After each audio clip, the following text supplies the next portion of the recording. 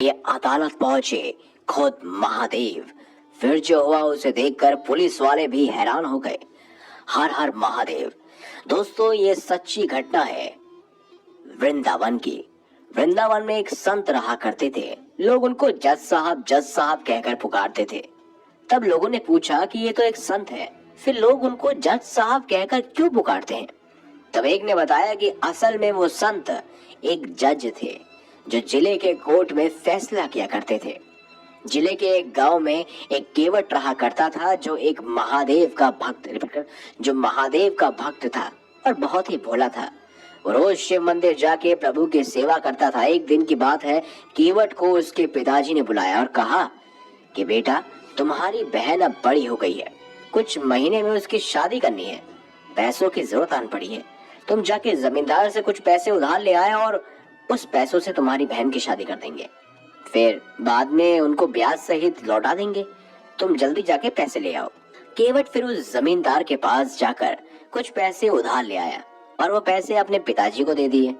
कुछ महीने में केवट के बहन की शादी बड़ी धूमधाम से हो गई। शादी के बाद केवट शहर गया। कुछ सालों में उसने खूब सारे पैसे कमाए और फिर वो अपने गांव वापस आ गया। एक दिन पिताजी को बोला कि पिताजी, ये पैसे ले लो और जमींदार के सारे पैसे वापस लौटा दो। पिताजी ने बोला कि बेटा, तुम पैसे लौटा के आ जाओ, तुमने ही लिए थे, तुम ही लौटा दो। फिर वो केवट उसी जमींदार के पास गया और बोला कि जमींदार साहब, मेरा आज तक का कितना पैसा हो गया, कितना लौटाना है मुझे? जमींदार ने फिर सारा हिसाब देखा और बोला कि आपके इतने पैसे शेष रह गए हैं, वो भी ब्याज सहित। केवट ने वो सारे पैसे उसी समय लौटा दिए। फिर जमींदार ने उसे एक पर्ची दे दी जिसमें लिखा था कि केवट ने मेरा सारा हिसाब चुकता किया है, अब इसका कुछ भी क्षण बाकी नहीं है। जमींदार बोला, केवट, ये पर्ची देख लो। तब केवट बोला, नहीं साहब जी, आप पर भरोसा है, आपसे पैसे भी लिए थे और पैसे चुका भी दिए, ये तो भरोसे की बात हुई। जमींदार फिर से बोला, एक बार देख तो लो कि इस पर्ची में लिखा क्या है। केवट ने कहा, नहीं साहब जी, वो तो शंकर भगवान ही जाने। जमींदार ने सोचा कि ये केवट काफी भोला है, क्यों ना इससे ज्यादा पैसे कमा लूं। फिर जमींदार ने दूसरी एक पर्ची निकाली और उसमें लिख दिया कि केवट ने मेरे पैसे अब तक नहीं लौटाए हैं, और पहली वाली पर्ची एक पुस्तक में रख दी। अब दूसरे दिन जमींदार ने केवट के घर पर एक पर्ची भेज दी जिसमें लिखा था कि अगर मेरे सारे पैसे नहीं लौटाए तो मैं कोर्ट में केस कर दूंगा। ये देख के केवट और उसके पिताजी घबरा गए। वो समझ गए कि जमींदार उनको फंसाने की कोशिश कर रहा है। वो लोग अपनी जिद पर अड़ रहे और उन्होंने सारा पैसा लौटा दिया है, वो ये मानते रहे। कुछ दिन बाद जमींदार ने केवट के ऊपर जिले के कोर्ट में केस कर दिया। कुछ दिन बाद केवट को कोर्ट से समन्स आ गया।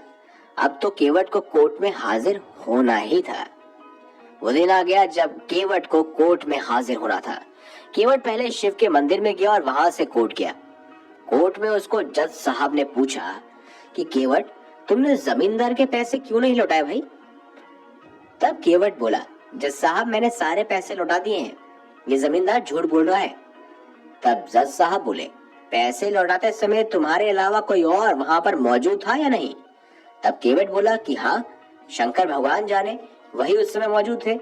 जज साहब बोले कि वह शंकर नाम का कोई व्यक्ति मौजूद था क्या? केवट बोला, हाँ हाँ, मेरे शंकर वहां मौजूद थे, उनको सब पता है। तब जज साहब बोले कि ये शंकर जी कहाँ रहते हैं, उनका पता बताओ। तब केवट बोला कि वे मंदिर में रहते हैं। जज साहब ने सोचा कि कोई पुजारी होगा जिसका नाम शंकर है। जज साहब ने शंकर के नाम का वारंट निकाला और अपने सिपाहियों से बोला कि वारंट लेके उस मंदिर में जाओ और शंकर जी को कहो कि वो कल हाजिर हो जाए। सिपाही तुरंत वारंट लेकर निकल गया। कुछ देर बाद वो मंदिर पहुंच गया। पुजारी से बोला कि यहाँ शंकर नाम का व्यक्ति कौन है, उनके नाम पे वारंट आया है, जाकर उनको बुलाओ। तब पुजारी बोला कि शंकर जी तो स्वयं महादेव है। तब सिपाही बोला कि ये वारंट उनके नाम पे है, उनको कोर्ट पे हाजिर होना पड़ेगा। फिर पुजारी ने वो वारंट लिया और शिव जी के चरणों में रख दिया और बोला कि हे प्रभु, आज तक आपके चरणों में कई सारे पकवान, आभूषण, वस्त्र आए, मगर आज पहली बार एक वारंट आया है। प्रभु, अपने भक्त की लाज रखना, उसे बचा लेना। आखिर वो दिन आ ही गया जब प्रभु को कोर्ट आना था, वो भी गवाही देने।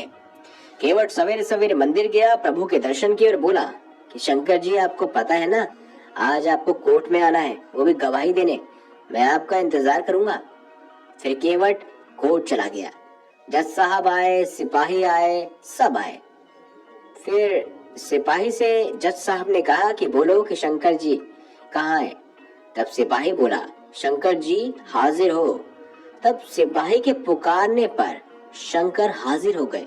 उन्होंने पहले 3 बार कहा, शंकर जी नहीं आए, लेकिन चौथी बार शंकर जी हाजिर हो गए। तब एक बुजुर्ग व्यक्ति कोर्ट में आया। वो बुजुर्ग धीरे धीरे चल के आ रहा था। कपड़े फटे थे, सिर बंधा हुआ था, गले में रुद्राक्ष की माला थी और चेहरे पर विचलन तेज था। जज साहब ने उनकी तरफ देखा और उनको देखते ही रह गए।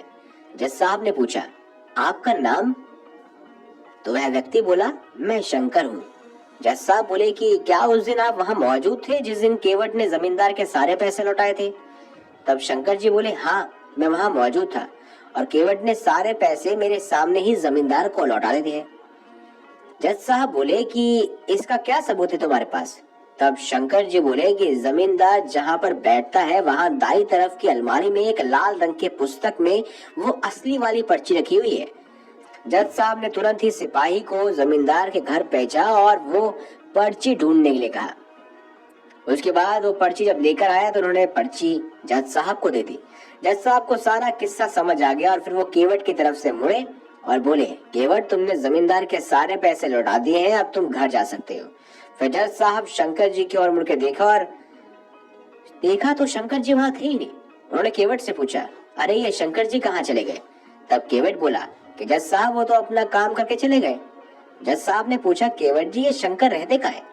तब केवट बोला, कुछ नहीं करते, वो तो मंदिर में ही बैठे रहते हैं, इनके बहुत सारे मंदिर हैं। ये सुनकर जज साहब अचरज में पड़ गए। उन्होंने उस सिपाही से पूछा कि तुम मुझे शंकर जी के घर ले चलो। फिर वो दोनों चल पड़े। वो सिपाही जज साहब को उनके मंदिर में ले गया जहां उसने वह कोर्ट का वारंट रखा था। जज साहब ने देखा कि एक पुजारी उस मंदिर में मौजूद है। उन्होंने उससे पूछा कि यहाँ शंकर जी कहाँ है? तब वो पुजारी बोला कि साहब जो सामने आपको दिख रहे हैं ना, स्वयं शिव शंभो भोलेनाथ, वही शंकर जी हैं। जज साहब ने देखा तो वो सदमे में आ गए। देखा कि वह मूर्ति उस बुजुर्ग व्यक्ति की तरह दिख रही है जो आज आया था। यह देखकर जज साहब रोने लगे और रोते रोते अपने कोर्ट में आ गए और अपने आप को एक कमरे में बंद कर लिया। दूसरे दिन जज साहब ने अपना इस्तीफा दिया और जब उनसे पूछा गया तो बोले कि जिसकी अदालत में एक दिन सबको जाना है वो पालनहार आज मेरी अदालत में आए थे और मैं बैठा रहा, वो खड़े थे। मैंने बहुत बड़ी भूल कर दी, उनको पहचान तक नहीं पाया। लोगों के जीवन का फैसला करने वाले को ही आज मैं फैसला सुना रहा था। दोस्तों जानते हो, आज भी वो जज साहब वृंदावन की गलियों में घूमते नजर आते हैं। हर रोज वो प्रभु के दर्शन मंदिर के बाहर ही करते हैं और वहीं खड़े रहते हैं। दोस्तों अगर आपको हमारी ये खास जानकारी, ये वीडियो अच्छी लगी हो तो इस वीडियो को लाइक करें, हमारे चैनल को सब्सक्राइब करें और ज्यादा से ज्यादा शेयर अवश्य करें।